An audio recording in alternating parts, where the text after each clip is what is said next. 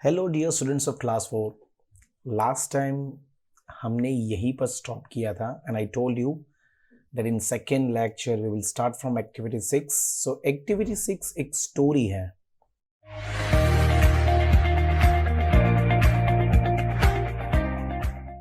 हाय, आई edu class के इस YouTube channel पे आप सभी का स्वागत है। ये वीडियो देखने से पहले ये आपसे एक रिक्वेस्ट है, अगर ये आपको वीडियो पसंद आती है तो प्लीज दूसरे फ्रेंड्स को शेयर करें, चैनल को सब्सक्राइब करना भूलिएगा नहीं और कमेंट सेक्शन जो नीचे वीडियो में है वहां पर कमेंट जरूर कीजिएगा। नाउ आप अपनी वीडियो देख सकते हैं। काफ़ी मज़ेदार है क्योंकि लायन की स्टोरी है। इसमें मैं काफ़ी सारे इंटरेस्टिंग फोटोग्राफ्स, कुछ वीडियोस दिखाने वाला हूं, तो ध्यान दीजिएगा, एंड तक अच्छे से वीडियो को सुनिएगा और देखिएगा। Let's go with the paragraph.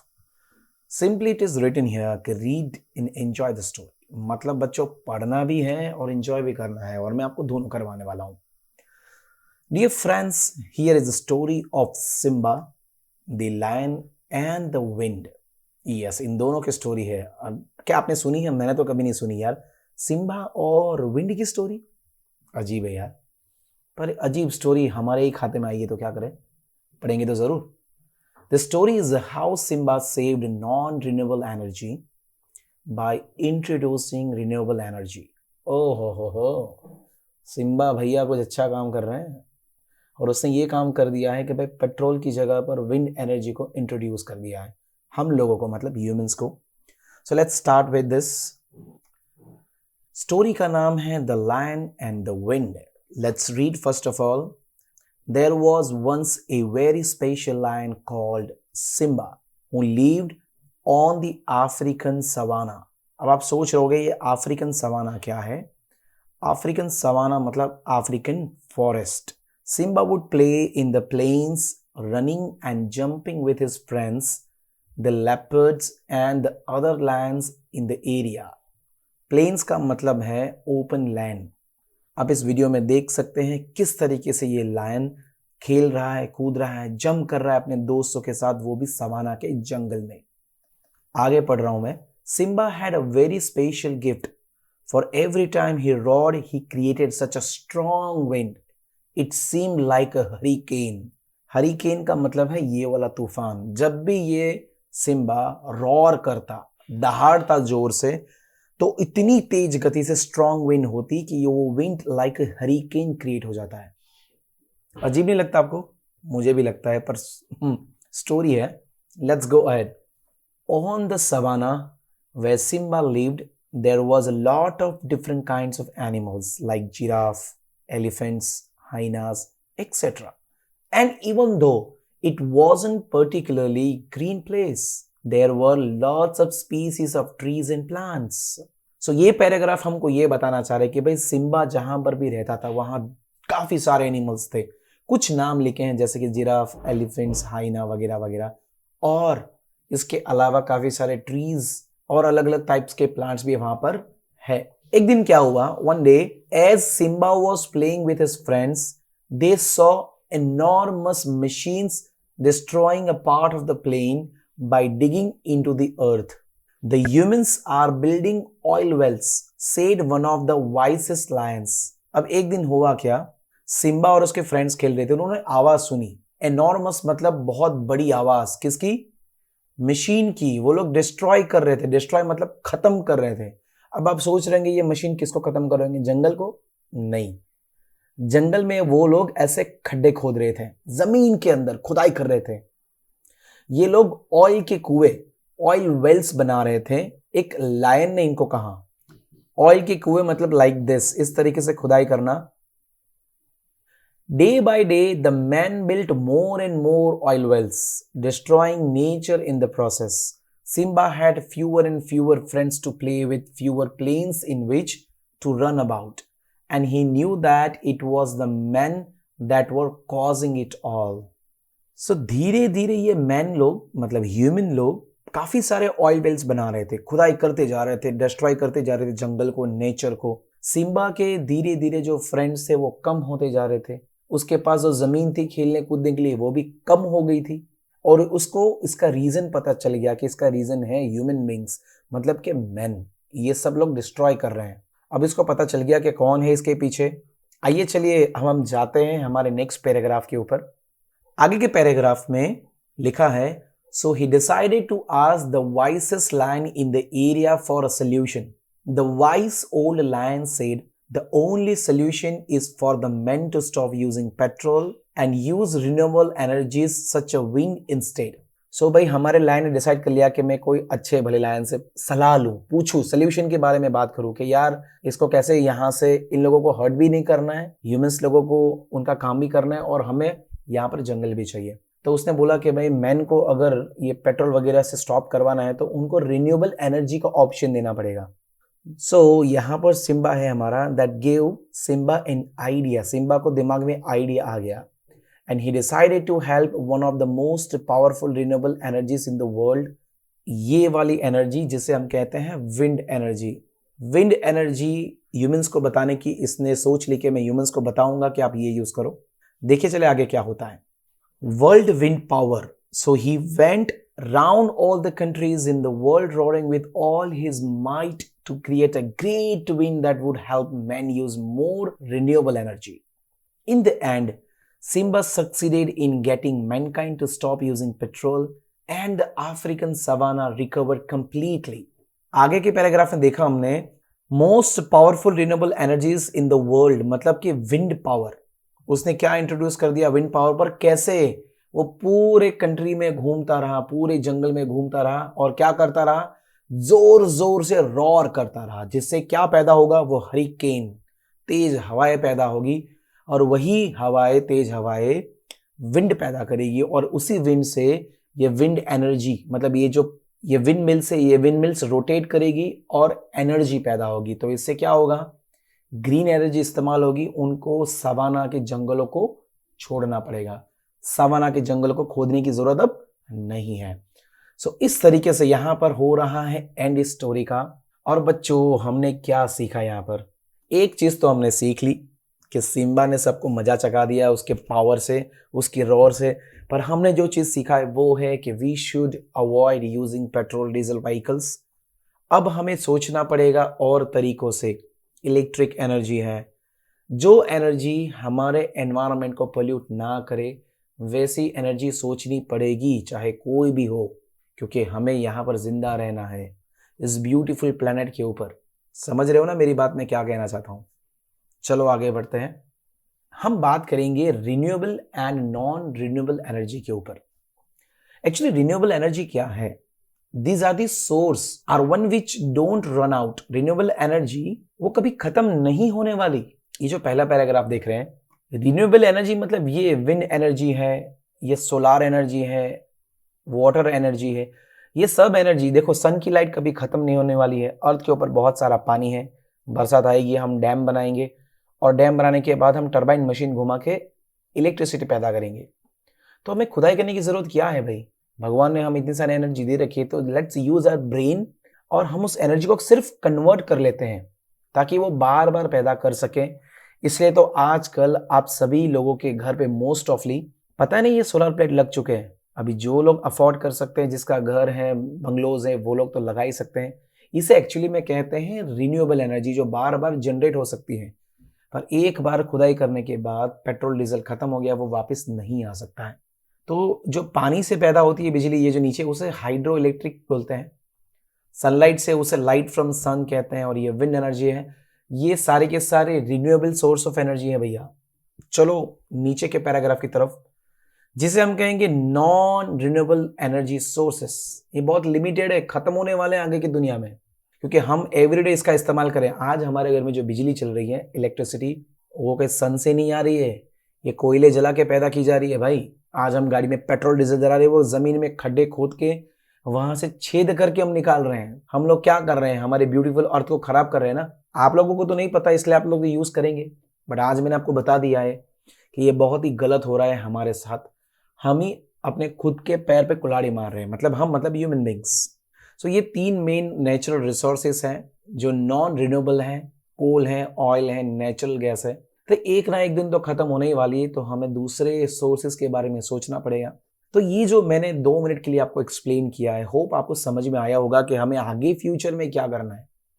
सो मेरा तो यहाँ पर मोटो आपको सिखाने का यही था कि फ्यूचर में आप रिन्यूएबल एनर्जी ही इस्तेमाल करना, ठीक है। अब मैं बढ़ना चाहूँगा आपके काम की चीज़ के ऊपर, जिसे कहते हैं क्वेश्चन आंसर्स। ये तो आपके काम की बहुत बड़ी चीज़ है भाई। क्वेश्चन आंसर लिखेंगे नहीं, टीचर मार्क्स कैसे देंगे? टीचर मार्क्स देंगे, आपके मम्मी पापा खुश कहाँ से होंगे भाई? तो चलो आगे बढ़ते हैं क्वेश्चन 1 के साथ। Who was Simba, where did he live? Simba भैया कौन थे, कहाँ पे रहते थे, बताओ बताओ। Simba was a lion, he lived in the savanna of Africa. मिल गया answer. Question number 2, what was Simba special gift? Simba का स्पेशल गिफ्ट क्या था? Whenever Simba roared he created a strong wind like a hurricane. एक तूफान खड़ा हो जाए हवाओं का, ऐसा गिफ्ट था भगवान ने उसे दिया था उसकी रॉर के अंदर, दहाड़ के अंदर। What did Simba see when he was playing with his friends? अपने दोस्तों के साथ खेलते उसने क्या देखा? When Simba was playing with his friends, he saw some man digging the earth with big machines. हाँ यार, सिम्बा ने यही देखा, बड़े बड़े मशीन से खड्डे खोदे जा रहे थे। Question number 4, who were causing problem for Simba and his friends and why? तो एक ही है, human was causing problem for Simba and his friends because they destroyed the forest by digging oil wells. हम इंसान इन Simba का problem थे, उसके friends के problem थे, क्योंकि हम लोगों ने उनके जंगलों में जाके ऑयल वेल्स खोद दिए थे। Question number 5, what did Simba do to recover the savannah? Savannah को बचाने के लिए सिम्बा ने क्या किया? तो Simba helped human to use wind energy instead of petrol, thus he could recover the savannah. सिम्बा ने हम इंसानों को विंड एनर्जी यूज करने का बोला और हमने यूज किया, पेट्रोल का इस्तेमाल कम किया, और उसी तरीके से उसने अपना सवाना बचा लिया और हम लोगों को अपना काम मिल गया, हम लोगों को हमारी एनर्जी मिल गई। चलिए क्वेश्चन आंसर हो गए खत्म। एक्टिविटी 8 और 9 काफी इंटरेस्टिंग है, ध्यान देना पड़ेगा आपको यहाँ पर, क्योंकि बहुत मजा आने वाला है, काफी नई चीज सीखने वाले हो आज आप। Today we will talk about animal idioms. अब आप सोचोगे ये एनिमल ईडियम्स लिखा है, इडियट्स नहीं। ईडियम्स का मतलब क्या होता है, सबसे पहले मैं आपको बता दूं।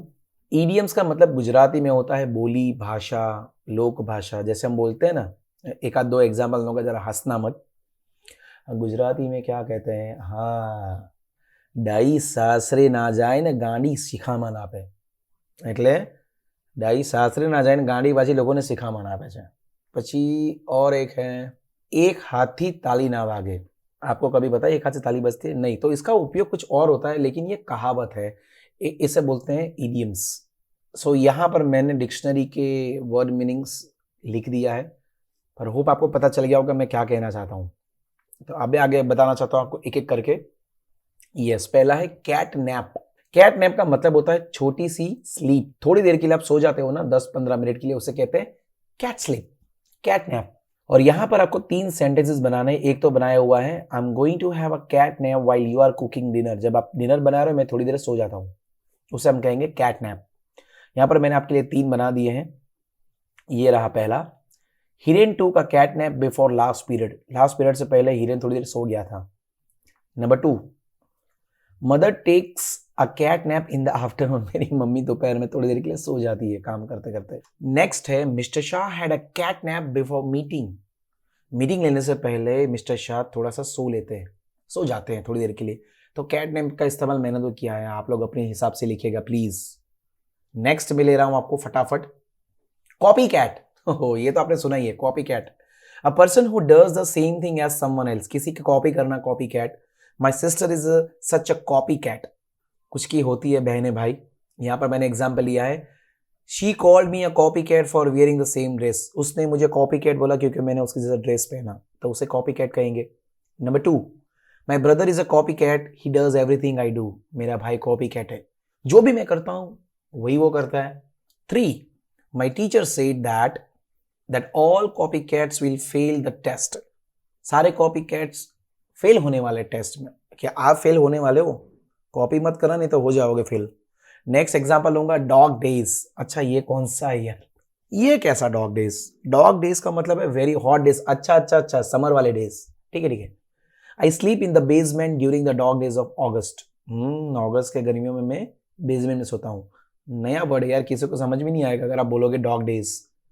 ये सब घर में यूज करना मजा आएगा आपको। नंबर 1 एग्जाम्पल जो मैंने लिखा है, these are the dog days, watermelons are just in season. अभी गर्मियों के दिन है, वाटरमेलन जस्ट सीजन में चालू है, खाना शुरू करेंगे हम, पर अभी नहीं है। ये तो एग्जाम्पल में है। Number 2, I do not know how I go through those dog days. मुझे ही नहीं पता है कि मैंने गर्मियों के दिन कैसे बिताए यार। I don't know. Next, during the dog days of summer people prefer to remain indoors. बिल्कुल सही लिखा है। गर्मियों के दिनों में लोग घर में ही रहना पसंद करते हैं, आप भी, मैं भी, ज्यादातर सब लोग। Next, have a cow. Have a cow मतलब क्या, गाय खरीद लूं? नहीं। हैव अ काउ मतलब गेट एक्सट्रीमली अपसेट। ओ, बहुत ही अपसेट हो जाना।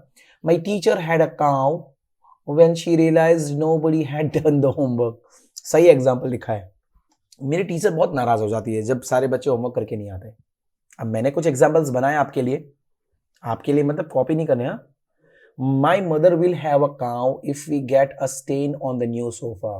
हाँ, अगर मैंने न्यू सोफा पे गंदा किया तो मेरी मम्मी कैसे हो जाएगी? हैव अ काउ, अपसेट हो जाएगी बहुत ही। My father had a cow when I said I was going to buy a motorbike. मेरे पापा अपसेट हो गए थे, बहुत ही अपसेट, जब मैंने उनको कहा कि मैं एक नई बाइक खरीदने जा रहा हूँ। Next example, my best friends have a cow when I go to party without them. ये तो होता ही है ना, अगर पार्टी में जाओगे बिना दोस्तों के तो क्या होगा? हैव अ काउ तो होने ही वाला है, वो अपसेट हो ही जाएगा ना। चलिए एक और एग्जाम्पल ले लेते हैं, फिशी। ओ, ये भी आपने सुना होगा। फिशी मतलब strange, doubtful, odd. I knew something fishy was going on when I saw all of my friends' car in my mom's driveway. I know fishy मतलब बहुत गंदी चीजें चल रही थी, बहुत डिस्कस्टिंग स्ट्रेंज चीजें चल रही थी मेरी कार में, मेरे फ्रेंड्स कर रहे थे। अभी मैं एग्जांपल लिख रहा हूँ। The sound at night was very fishy. कल रात बहुत फिशी आवाज आ रही थी, मतलब स्ट्रेंज, अजीब सी, जो मैंने कभी ना सुनी हो। You do things fishy so I don't like to play with you. हाँ यार, मुझे तुम्हारे साथ खेलना पसंद ही नहीं है, तू बहुत फिशी चीजें करता है जो मुझे जरा सा भी पसंद नहीं है। फिशी मतलब स्ट्रेंज, ऑड, नहीं अच्छी चीज है। Number 3, Rakesh is fishy boy in the class. Rakesh कैसा लड़का है? फिशी मतलब स्ट्रेंज लड़का है, ऑड है, सबसे एकदम अलग है, कुछ ना कुछ गलत हरकतें करता रहता है। चलो आगे बढ़ते हैं फिश के बाद। Get the lion's share. Lion share क्या मतलब? लायन का कुछ देने वाले हो क्या? नहीं। Get the greatest percentage. ओहो, ऐसा बोलो ना यार। My brother got the lion share of cake. ओहो, बहुत बड़ा पीस मिल गया उसको केक का, ऐसा।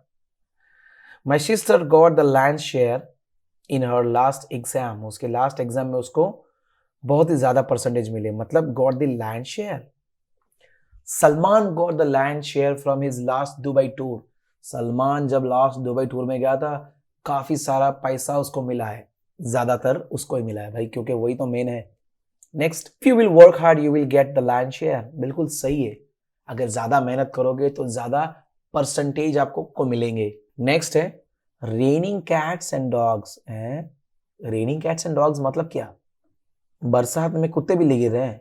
अच्छा, रेनिंग कैट्स एंड डॉग्स मतलब रेनिंग हैवीली, भारी बरसात को बोलते हैं raining cats and dogs. I forgot my umbrella and it was raining cats and dogs. बहुत ही भारी बारिश हो रही थी और मैं अपना अम्ब्रेला भूल गया था। अब मेरा एग्जाम्पल सुन लीजिए। It's raining cats and dogs so I don't want to drive.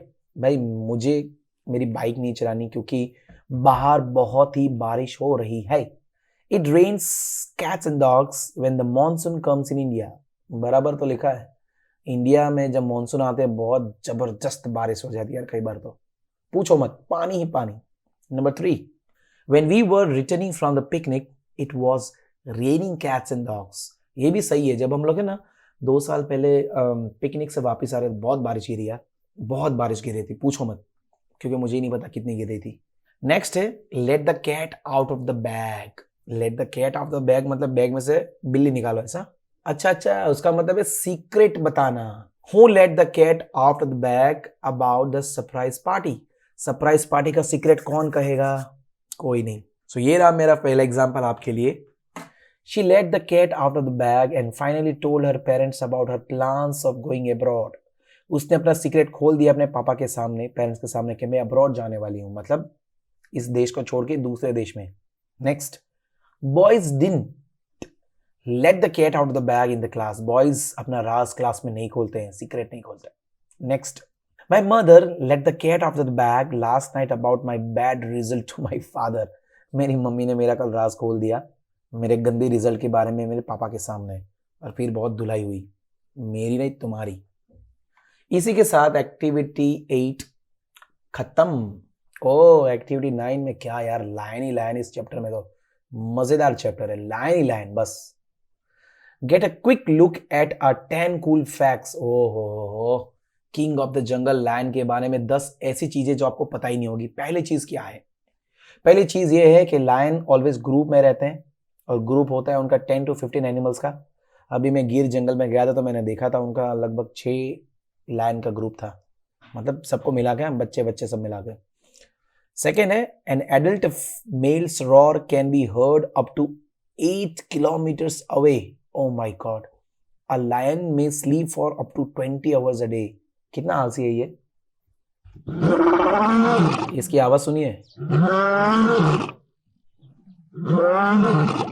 जब ये रॉर करता है ना, रॉर 8 किलोमीटर दूर तक सुनाई देता है, बोलो। और ये भाई साहब जब दिन में सोते हैं तो कई बार तो 20-20 घंटे तक सोते हैं यार। उसको उठाओ भाई, ए बैलू उठ, नहीं उठ रहा है। चलो आगे बढ़ते हैं। थर्ड फैक्ट के बारे में, यहाँ पर इस पेज में थर्ड, फोर्थ और फिफ्थ 3 फैक्ट्स लिए मैंने। पिक्चर्स अच्छे नहीं है इसलिए मैं चेंज कर दूंगा। आगे है, a female lion needs 5 kg of meat a day, a male needs 7 kgs और more a day. Female lion को हर दिन में 5 किलो मीट चाहिए और मेल लायन को 7 kg। इंटरेस्टिंग है ना। नेक्स्ट है, the name of a baby lion cub. उसका नाम होता है वेल्प या तो लाइनेट। ये जो बच्चे हैं ना, उसका नाम आप बोल सकते हो वेल्प या फिर लाइनेट। आज ही पता चला ना आपको, है ना फैक्ट। आगे है, अक्सर ये कहा जाता है कि जो फीमेल लायंस होती है वो 85 to 90% हंटिंग, मतलब शिकार फीमेल लायंस ही करती है, और लायन तो रेडीमेड खाने आता है बस। और मेल लायन क्या करता है, पूरे एरिया का पेट्रोलिंग करता है कि कोई और तो मेरी एरिया में शिकार नहीं कर रहा ना, तो बाकी सबको भगाने का काम मेल लायन का है, और इस लायनिस का काम है शिकार करना। आगे लिखा है, in the wild lions live for an average 12 to 16 years. जंगल में 12 से 16 साल जीते हैं, और अगर इसको केज में रखा जाए तो ये करीबन 25 ईयर्स जी सकते हैं। इसका कारण है कि केज में किसी और लायन के साथ झगड़ा नहीं होगा, इसका टाइम टू टाइम खाना मिलेगा, और जंगल में तो किसी के साथ भी लड़ पड़ेगा दूसरे लायन के साथ तो जल्दी मर सकता है ना, इसलिए उसकी एज कम होती है। 7 नंबर का जो फैक्ट है कि लायन अक्सर रात को शिकार पे जाते हैं, मोस्टली रात को अंधेरे में शिकार करते हैं, क्योंकि ये तेज दौड़ पाते नहीं है ना, इसलिए। नेक्स्ट है, फीमेल लायन होती हैं 2/3 ऑफ देयर एडल्ट साइज, मतलब बड़े होते होते वो लगभग 2 साल के अंदर अपने माता पिता के 2/3 साइज के हो जाते हैं बच्चे, मतलब मोस्टली फीमेल लायंस। आगे फैक्ट नंबर 9 और 10, लायन जब रन करता है तो उसकी स्पीड लगभग 50 मीटर्स पर आवर की होती है, और जब वो जंप करता है तो एक साथ में 36 फीट की जंप कर सकता है। वाओ, अमेजिंग है यार। और लास्ट में है, लायंस हंट करते हैं एनिमल्स को, और कौन से animals, most of dear, buffalo, wild pigs. इंसानों को हंट नहीं करते हैं। अभी मैं गिर में गया था तब मुझे बताया गया था कि लायन इंसानों को नहीं मारते हैं और ना ही उनको खाते हैं। तो आप तो लायन से सेफ है भाई, गिर जंगल में जाओ और लायन के मजे लो। सो यहाँ पर लेसन हो गया है ओवर, टाटा बाय बाय कहने का समय। उसके पहले एक यार जरा सुन लो प्लीज, चैनल को सब्सक्राइब नहीं किया तो पहले सब्सक्राइब कर ही लो। इसके बाद दूसरी बात, अगर आप मुझे फॉलो करना चाहते हैं तो मेरा इंस्टाग्राम और फेसबुक आईडी मेरे डिस्क्रिप्शन में है, उसको फॉलो कीजिए। साथ में हमारा क्लास का पेज इंस्टाग्राम फेसबुक पे है, रील्स देखिए, मजे कीजिए, जाइए। Bye bye, take care, good day.